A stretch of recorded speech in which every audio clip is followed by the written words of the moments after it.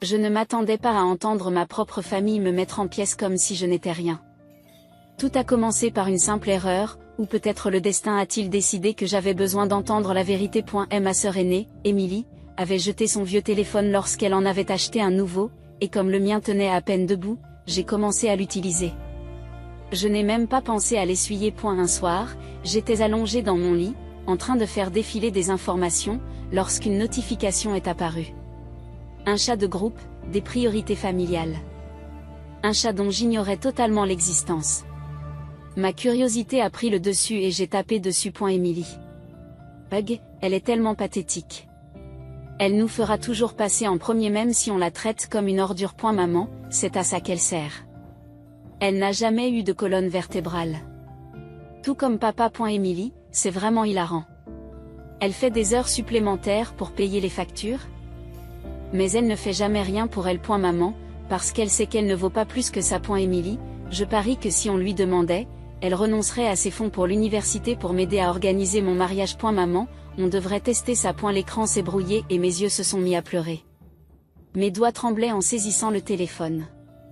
Il se moquait de moi, il se moquait de moi. Les gens pour qui j'avais passé toute ma vie à faire des sacrifices, à rester debout tard pour préparer le dîner quand maman était trop fatiguée, à donner de l'argent à Émilie quand elle en avait besoin, à toujours les faire passer avant moi. Et ils pensaient que j'étais pathétique pour cela. J'ai serré la mâchoire, forçant la boule dans ma gorge. Mon corps tremblait. Mais ce n'était plus de la tristesse. De rage. Ils pensaient m'avoir piégé. Ils pensaient que je continuerais à en prendre pour toujours. Je les ai laissés croire cela. Jusqu'au moment où je me suis éloignée pour de bon. J'ai passé les jours suivants à faire comme si rien n'avait changé. J'aidais toujours à cuisiner, je faisais des heures supplémentaires pour m'assurer que les factures étaient payées, je hochais la tête et je souriais quand Émilie se plaignait de ses projets de mariage. Mais à l'intérieur, j'en avais fini. Chaque mot qu'il prononçait était comme un couteau grattant ma peau. Chaque faux sourire me retournait l'estomac. Je ne faisais pas partie de cette famille. J'étais leur servante, et ils n'avaient aucune idée que je le savais. Puis Émilie est rentrée à la maison un soir, pratiquement rayonnante. J'ai trouvé le lieu idéal pour le mariage, annonça-t-elle en s'asseyant sur la chaise à côté de moi. Oh, j'ai faim. L'intérêt. Oui. Mais il y a un problème. Elle a fait la moue. C'est un peu hors budget. Mais je me disais que ça ne te dérangerait pas de participer, n'est-ce pas? Maman répond sans hésiter. Tu n'as pas besoin de l'université pour l'instant, chérie. Le mariage d'Émilie est plus important. Je les ai regardés fixement. Quelle audace! Ils avaient déjà décidé que je donnerais l'argent. Mais j'ai souri. Mais j'ai souri. Parce qu'ils n'avaient aucune idée de ce qui les attendait. Ce soir-là, j'ai consulté mon compte en banque et j'ai transféré chaque centime de mon fonds d'études sur un nouveau compte à mon seul nom. Puis j'ai élaboré un plan. Pendant les semaines qui ont suivi, j'ai fait exactement ce qu'ils attendaient de moi. J'ai joué la parfaite fille obéissante. Je leur ai rendu la vie facile. J'ai même laissé Émilie pleurer sur les essayages de sa robe, sa liste d'invités et son stupide et extravagant gâteau de mariage. Mais en coulisses, je me préparais à partir. J'ai commencé à vendre des choses qu'ils ne remarqueraient pas, des bijoux anciens, des sacs à main, tout ce qui avait de la valeur. Chaque centime allait sur mon nouveau compte. Puis j'ai reçu la dernière pièce du puzzle. Une offre d'emploi. Loin d'ici. Un endroit où ils ne pouvaient pas m'atteindre. Mon échappatoire. Le point de rupture est arrivé plus tôt que prévu. Un soir, Émilie est entrée en trombe dans ma chambre, les yeux brillants. Tu n'as pas encore envoyé l'argent pour la salle. J'ai feint la confusion. Oh, je pensais l'avoir fait. Elle se renfrogne. Revérifie. Maman m'a dit qu'elle avait appelé l'organisateur et qu'il n'avait pas reçu le paiement.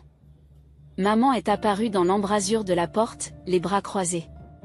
Nous avons besoin de cet argent maintenant, ma chérie. Il ne s'agit pas de toi. Quelque chose s'est brisé en moi. Je me suis levée, sentant quelque chose de dangereux s'installer en moi. Je n'ai plus d'argent, ai-je dit d'une voix égale. Je l'ai utilisé. Émilie pâlit. Pourquoi? Pour moi. Pour la première fois de ma vie, j'ai vu la panique s'installer sur leur visage. Maman s'est avancée, la voix tranchante. Cet argent était pour la famille. J'ai ri. J'ai vraiment ri. Tu veux dire que c'était pour Émilie? Leur silence était une réponse suffisante. C'est à ce moment-là que je me suis éloignée. Pour de bons points, ils ont crié. Suppliaient. Les cris d'Émilie résonnaient dans la maison. Comment as-tu pu me faire ça? La voix de maman tremblait. Où allez-vous aller? Tu n'as nulle part où aller. Mais ils avaient tort. J'ai attrapé ma valise, celle qu'ils n'avaient jamais remarquée dans mon placard, et je l'ai mise sur mon épaule. J'ai trouvé un travail, ai-je dit calmement. J'ai mon propre appartement. Je n'ai plus besoin de toi. Je n'avais jamais vu ma mère aussi effrayée. Pas de me perdre. De perdre son punching ball. Je suis passée devant eux, j'ai franchi la porte. Je suis entrée dans une vie où j'avais enfin de l'importance. Le silence. C'est tout ce qu'ils ont obtenu de moi. Après avoir été leur paillasson pendant des années. Après avoir tout sacrifié pour eux pendant qu'ils se moquaient de moi dans mon dos. J'avais finalement arrêté de jouer le jeu. Et maintenant, ils s'effondraient. Ma mère, qui m'avait toujours parlé comme si j'étais une malheureuse obligation. Cherchait soudain désespérément à attirer mon attention. Émilie, ma sœur aînée parfaite. Celle qu'ils louaient tous tout en me traitant comme un personnage de second plan dans ma propre vie. Elles n'avaient rien sans moi. Elles avaient passé des années à me traiter comme si j'étais jetable. Maintenant, ils se rendaient compte de la vérité. Je n'étais pas jetable. J'étais la fondation qui maintenait tout ensemble. Et j'étais partie. Je me suis installée dans ma nouvelle vie. Mais les vieilles habitudes ont la vie dure. Au début, je me suis surprise à hésiter à l'épicerie. Je me demandais si je devais acheter le plat le moins cher. Ainsi, je pourrais économiser de l'argent pour les factures du ménage. Sauf qu'il n'y avait pas de facture de ménage. Il n'y en avait plus. Personne n'attendait à la maison. Personne ne s'attend à ce que je prépare le dîner. Personne ne m'appelle. Personne n'exigeait que je couvre leurs erreurs. Juste moi. Pour la première fois de ma vie. Mon argent m'appartenait. Alors j'ai acheté du bon café. Les couvertures douces. Les petites choses que je ne m'étais jamais permises auparavant. Et quand je suis rentrée chez moi, je me suis assise dans mon petit appartement. Je buvais du café dans le silence le plus complet. Pas de cris. Pas de demande. Juste la paix. Je n'avais jamais ressenti la paix auparavant. La première fois que je suis sortie avec mes collègues après le travail, cela m'a paru surréaliste. J'avais toujours pensé que je n'étais pas le genre de personne que l'on invitait à sortir. J'étais la personne fiable. Celle que les gens appelaient lorsqu'ils avaient besoin de quelque chose. Mais jamais celle que l'on voulait voir dans les parages. Mais j'étais là, assise dans un petit restaurant. Je riais avec des gens qui m'aimaient bien. Pas parce qu'ils avaient besoin de moi. Pas parce qu'ils se sentaient autorisés à passer du temps avec moi. Juste parce qu'ils appréciaient ma compagnie. J'ai senti quelque chose d'étranger s'installer dans ma poitrine. Quelque chose de chaud. L'appartenance. Je n'avais jamais réalisé à quel point j'en étais affamée jusqu'à présent. Cela faisait 2 mois que je n'avais pas parlé à ma famille. 2 mois de silence. 2 mois de reconstruction. 2 mois de liberté. Et puis un soir, mon téléphone a sonné. Un message d'Émilie. Je ne peux pas croire que tu nous fasses ça. À moi. Est-ce que tu te soucies au moins de la famille? J'ai fixé l'écran. Le dégoût me tordait l'estomac. Elle ne s'excusait pas. Elle ne réfléchissait pas. Elle essayait toujours de me culpabiliser. Elle essayait encore de me manipuler. Je pris une profonde inspiration. J'ai étudié mes émotions. Puis j'ai fait quelque chose que je n'aurais jamais imaginé faire. Je l'ai bloqué. J'ai bloqué ma mère. J'ai bloqué tous les numéros qu'il pouvait utiliser. Pour la première fois de ma vie, je me suis choisie. Et ça m'a fait un bien fou. Les jours se sont transformés en semaines. Je m'attendais à d'autres messages. Peut-être même qu'ils se présenteraient à ma porte. Mais ce ne fut pas le cas. Au contraire, j'ai commencé à entendre des choses. Et ma famille élargie, qui avait toujours été ignorante de la façon dont j'étais traitée, a commencé à me contacter. Certains d'entre eux ont essayé de me culpabiliser. Ta mère a du mal à s'en sortir. Elle est dévastée par ton départ. Le mariage d'Émilie a été annulé. Et elle a le cœur brisé. Tu devrais être là pour elle. Je les ai tous ignorés. Mais l'un de mes cousins, qui avait toujours été gentil avec moi, même s'il gardait ses distances, m'a envoyé un message très différent. J'ai entendu ce qui s'est passé. Je veux que tu saches que je suis fière de toi pour t'être éloigné. Il ne te méritait pas. J'ai regardé le message, la gorge serrée. Quelqu'un m'avait vu. Quelqu'un avait compris. Des larmes m'ont piqué les yeux. Mais cette fois, elles n'étaient pas dues à la tristesse. C'était du soulagement. Un après-midi. J'ai reçu un courriel de ma mère. Il était court. Froid. Il allait droit au but. J'espère que tu es heureux. Tu as ruiné cette famille. Je l'ai lu une fois. Puis encore une fois. Et puis j'ai ri. Elle pensait vraiment que j'étais le problème. Pas les années passées à me rabaisser. Pas la façon dont il m'avait utilisé. De la façon dont il m'avait pris. Attendu de moi que je sacrifie tout pour eux. Non point pour elle, j'étais la méchante parce que j'avais fini par me choisir. Je n'ai même pas pris la peine de répondre. J'ai simplement effacé l'email et j'ai continué ma journée. Les mois ont passé. Je me suis épanouie. J'ai obtenu une promotion au travail. Je me suis fait de vrais amis. J'ai découvert une version de moi-même dont je ne soupçonnais pas l'existence. Une version qui n'était pas définie par leur approbation. Et puis, un jour, je les ai revus. Je venais d'entrer dans un café quand je l'ai entendu. Oh mon Dieu! Je me suis retournée. Émilie. Elle avait l'air différente. Stressée. Fatiguée. Comme quelqu'un qui n'a jamais appris à prendre soin d'elle parce qu'elle a toujours eu quelqu'un d'autre pour le faire à sa place. Pendant une fraction de seconde, les vieilles habitudes reprirent le dessus. Un soupçon d'inquiétude. Une partie de moi qui voulait lui demander si elle allait bien. Puis, je me suis souvenu. Elle n'était plus sous ma responsabilité. Elle a ouvert la bouche. Je me suis détournée. J'ai marché jusqu'au comptoir. J'ai commandé mon café. Je sentais qu'elle me fixait, qu'elle attendait, qu'elle espérait que je la reconnaisse. Je ne l'ai pas fait. Elle avait passé des années à me traiter comme si j'étais invisible. Maintenant, elle savait enfin ce que je ressentais. Et la rencontre avec Émilie au café ne m'a rien fait ressentir. J'avais passé des années à penser que je me sentirais toujours obligée envers eux. Que peu importe à quel point ils me blessaient, je ne pourrais jamais me déconnecter complètement. Mais en la regardant se tenir là, les yeux écarquillés, les lèvres entr'ouvertes comme si elle cherchait les mots parfaits pour me ramener, j'ai réalisé quelque chose de monumental. Je ne lui devais rien. Pas un sourire. Pas une reconnaissance. Pas même de la pitié. Elle n'était plus rien pour moi. Et cette liberté avait un goût plus doux que je ne l'aurais jamais imaginé. Mais au fond de moi, je savais. Ce n'était pas fini. Pas encore. Parce qu'Émilie n'était pas la seule à vouloir quelque chose de moi. Maman attendait dans l'ombre. Et ce n'était qu'une question de temps avant qu'elle ne passe à l'action. 3 jours plus tard, ma prédiction s'est réalisée. On a frappé à ma porte. Fort. Implacable. Je n'ai pas eu besoin de vérifier le Judas. Je le savais déjà. Maman. J'ai envisagé de l'ignorer. La laisser dehors dans le froid. Comme elle m'avait laissé dehors dans le froid pendant des années. Mais non. Je voulais lui faire face. Je voulais qu'elle me voie. Pas comme la fille pathétique et veule qu'elle contrôlait autrefois. Mais comme la femme qui s'était éloignée d'elle pour de bons. J'ai ouvert la porte.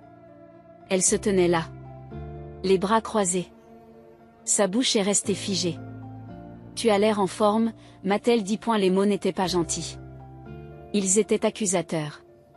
Comme si elle ne supportait pas que je m'épanouisse sans elle. Je me suis appuyée contre le cadre de la porte. Les bras croisés. Qu'est-ce que tu veux? Elle a expiré brusquement. Son regard s'est déplacé. Je peux entrer? Non. Elle a tressailli. C'était la première fois de ma vie que je lui refusais quelque chose. Mais je n'avais plus rien à donner. Elle a soupiré. Elle s'est frotté le front. Très bien. Nous parlerons ici. Je n'ai pas répondu. J'ai laissé le silence s'étirer. Je voulais qu'elle se sente mal à l'aise. Qu'elle se rende compte qu'elle ne contrôlait plus rien. Au bout d'un moment, elle s'est éclaircie la gorge. Je sais que tu nous évites, a-t-elle dit. Mais il est temps d'arrêter d'être puéril. J'ai failli rire. Puéril ? S'éloigner des gens qui se moquaient de moi et se servaient de moi comme d'un enfant ? J'ai penché la tête. Comment ça ? Sa mâchoire s'est serrée. Nous sommes une famille. On ne s'abandonne pas les uns les autres. J'ai laissé les mots s'installer. J'ai laissé l'hypocrisie planer dans l'air. Puis je l'ai dit. Tu m'as abandonné il y a longtemps. Ses yeux se sont fixés sur les miens. Pour la première fois. Elle n'avait pas de réponse. Un long silence s'est installé entre nous. Je le lisais sur son visage. La façon dont ses doigts se sont serrés en point-point et la façon dont ses lèvres se sont pincées alors qu'elle essayait de se forcer à rester calme. Maman n'aimait pas perdre le contrôle. Elle avait passé toute sa vie à me façonner pour que je devienne la fille parfaite et obéissante. Celle qui sacrifierait tout et ne demanderait rien en retour. Et maintenant, cette fille n'était plus là. Je ne sais pas de quoi tu parles, dit-elle finalement, la voix coupée. Nous avons toujours pris soin de toi. J'ai expiré lentement en secouant la tête. Ce n'est pas vrai. Ses yeux s'écarquillent. Bien sûr que si. Tu m'as traité de pathétique, ai-je dit d'un ton ferme. Émilie et toi avez ri de la façon dont je vous faisais toujours passer en premier. Même quand vous me traitiez comme une ordure. Tu as dit que je n'étais utile que lorsque je me sacrifiais pour toi. Son visage a pâli. Je souris. Tu ne le nies même pas. Elle a expiré brusquement. Je n'ai pas le temps pour ça. Non. Je lui ai coupé la parole. Tu n'as pas le temps pour moi. Tu n'en as jamais eu. Sauf si tu as besoin de quelque chose. Ses narines se sont dilatées. Ce n'est pas vrai. Je croise les bras.